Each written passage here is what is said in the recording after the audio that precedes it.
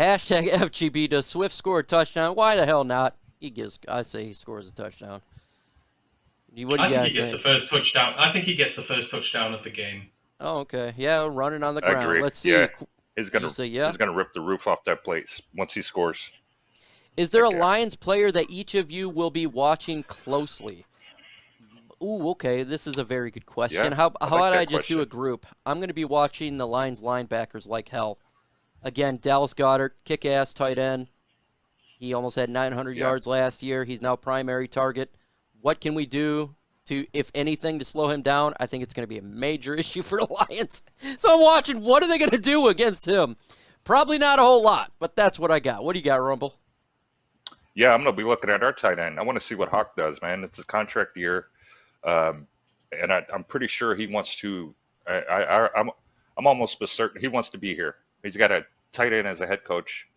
He's got a young OC. Let's see what he does. He's an X factor for us as well because they've all been written him off for the past couple of seasons due to his injury. But let's see what he brings in this game. Go ahead, Anthony. Aleem's my guy. He's the one I'm watching this year because I've watched him ever since he came out of college. I've seen the development in his game. A nose tackle and a dominant one is critical for you. You've seen what Kenny Clark's done with the Green Bay Packers. Even though they've had a trash interior for years, they've had good edge rushers, but they've just had him in there. He's a difference maker. If you have him in there causing genuine problems, if they're having to put extra pressure, bring extra guys to help, keep him quiet, then your edge rushers get one-on-ones. It brings other guys into play. It opens up gaps for your linebackers to come through.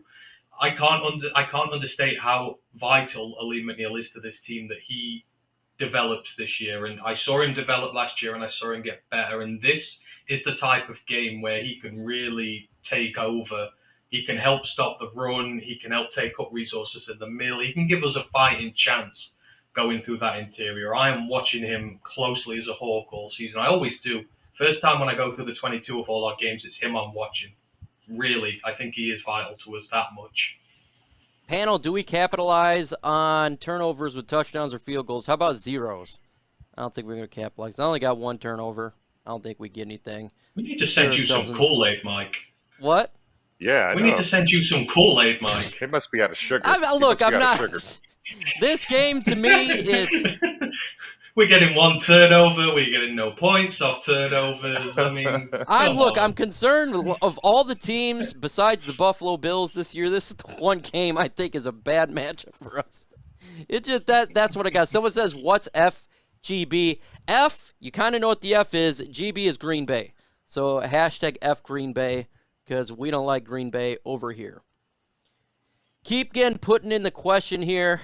Hashtag Go Lions. Would it be better for us to keep Hurts in the pocket or make him scramble? I'll say keep him in the pocket. I don't want this dude scrambling. That's where he could make some plays with his legs. Can it happen? I don't know. Probably not. He's going to scramble anyways, but that's what I would think. Yeah. Well, if he's going to scramble. His scramble record's poor. 9 interceptions when put under pressure scrambling. His quarterback rating, his passer rating's no good. It's facts that when you make him panic, he can't pass it. And we saw what he did to us last year when we gave him a clean pocket and time to work from us. He dropped a 40-burger on us. He could probably drop more this time if he wants to, if we keep him static in the pocket. He runs, gets first down with the legs. That's my big concern. We've got more athleticism off the edge this year as well. We're a lot more athletic this year as well. We don't have statues like Nick Williams on that defensive line. We're just going to sit there and watch him run. We've got genuine athletes who go for full 4 quarters now. Yes. I want to be that homer and say, yes, we can. If we can have her run I've got to think on both sides. I've said nice things about the Eagles. I've said nice things about the Lions. This is me sitting on the fence. Can you not say we are better athletically on this line than we are better? That is true. But that is true. The edges are going to matter. It's still like watching what happened against the Marcus Mariota preseason week 1 and him and Desmond Ridder running every first down and me literally pulling out the little hair that I have brings me a reminiscence of this Lions defense inability to stop that shit.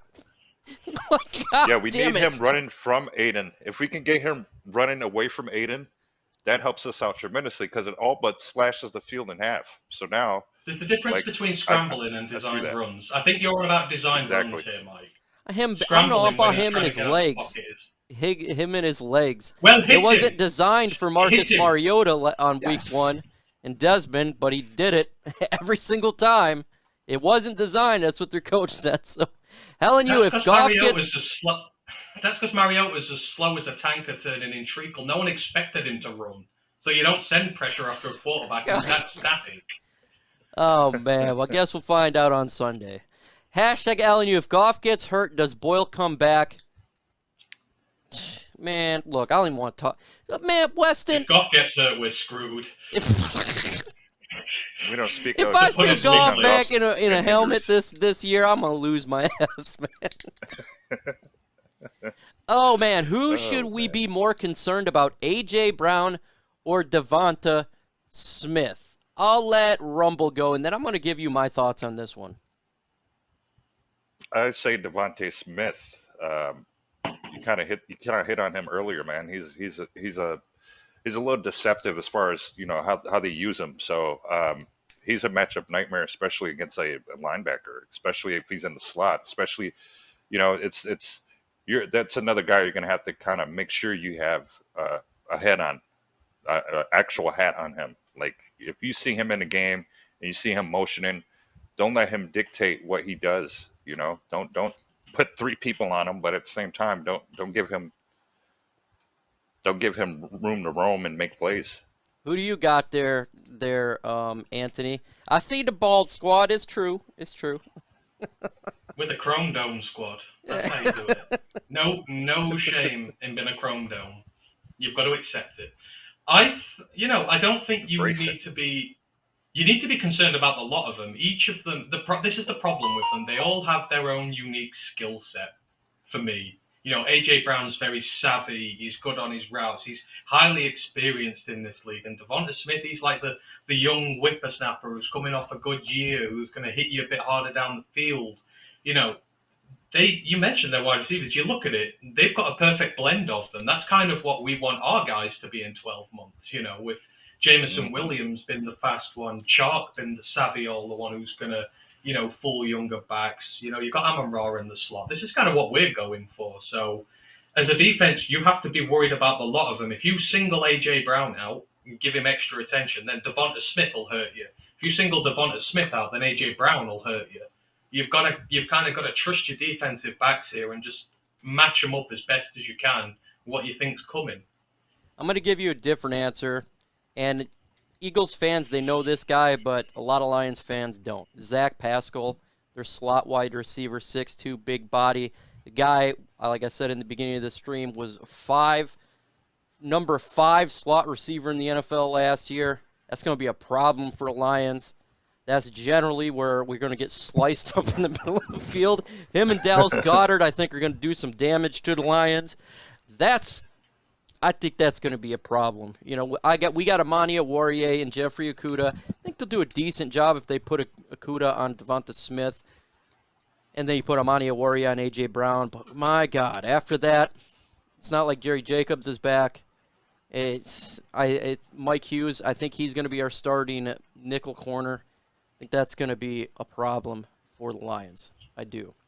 If we get screwed by the refs again, are you hoping that Dan Campbell goes crazy and says something about it? You know what? If we get effed by the refs, this goes for any team. I think the owner of the team needs to say something about it and stop this ridiculousness. Because how is it in the NFL, the referees are so awful. But if you look at others, whether it be college or high school or even Canadian Football League, the USFL, why is the refs better than the ones in the NFL? So I think the owners need to say something. Dan Campbell's not going to do a damn thing. You have to control. You guys hold the money and advertising and all that. I think that's where it's got to come from, because this is crap. You get the teams that the NFL loves always get the calls go their way, and then the teams the NFL don't like seems to always go against us. That pisses me off. The refs love Dan Campbell this year. We saw it in last week's. If they screw us, I want him to do a full Ali Gay and go up and headbutt him like he did with the Florida State quarterback. I just want to go and nut him. I'm fed up of refs at this point, but The refs love Dan Campbell. I feel like the refs won't be an issue here. I think we're either gonna. There's the potential for the teams to be that vast on the day that they could beat us even if the refs are in our favor. So I don't foresee the refs being a problem in this one. I hope not. It was the Steelers game. The referees were terrible on both sides. Flag City. It just makes the game terrible and boring and long. Got to stop with Flag City. Got to reduce this. Like, come on, man. Watching other leagues do a better job than the NFL, that's a multi-billion-dollar business, is stupid. It's ridiculous, and it's tiresome. Hashtag FGB. Do you think the Lions have a chance to win the NFC North? Me, no. I have the Green Bay Packers winning it. What do you think, Anthony, then Rumble? Yeah. No, we have not got a chance. I know people are saying Green Bay have got no wide receivers, but they increased the gap to the rest of the league this year. They fixed literally every other problem they had on that team. And it only takes one of those rookie receivers to come good, and we're going to be in a lot of trouble. People forget they've got a 1-2 punch in the back that's incredibly good.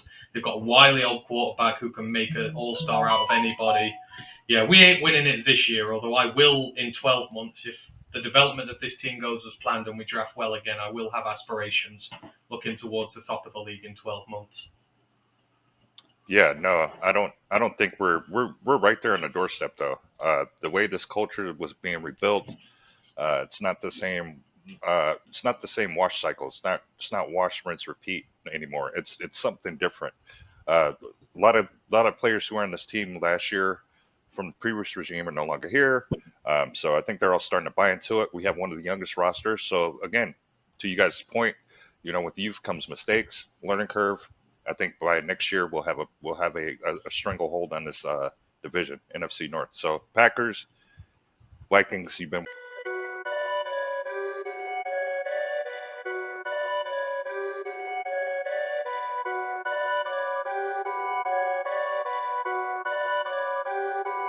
Perfect.